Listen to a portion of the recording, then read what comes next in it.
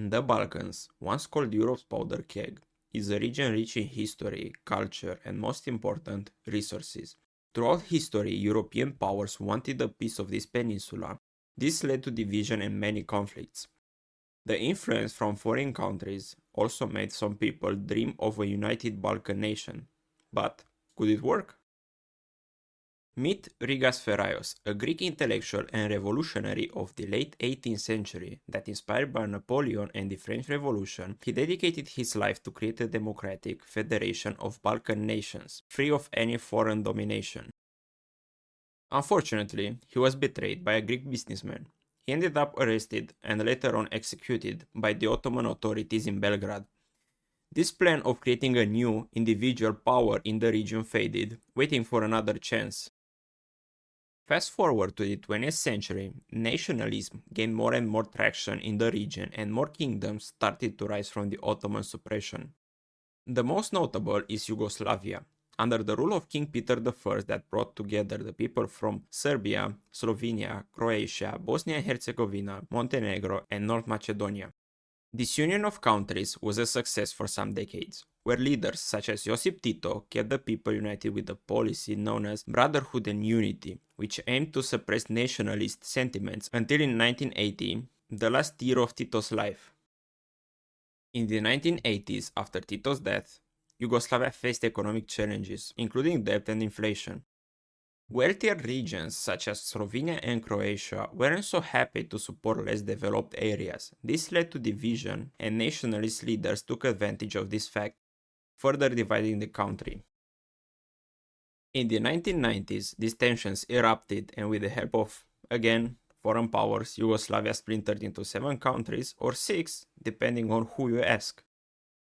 Now, with this historical background, let's imagine a modern United Balkan Federation.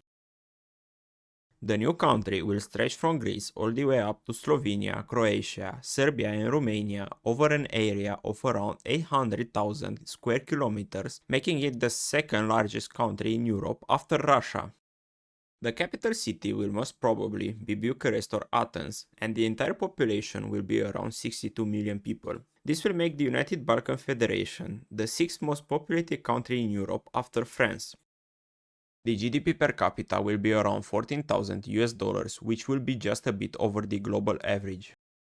And with a combined GDP of nearly 800 billion US dollars, the United Balkan Federation could become a significant power in Europe, with diverse industries including tourism, agriculture, technology, and oil.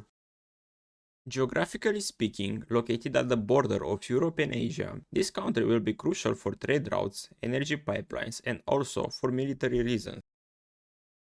But will this work? The short answer is probably not, and here is why.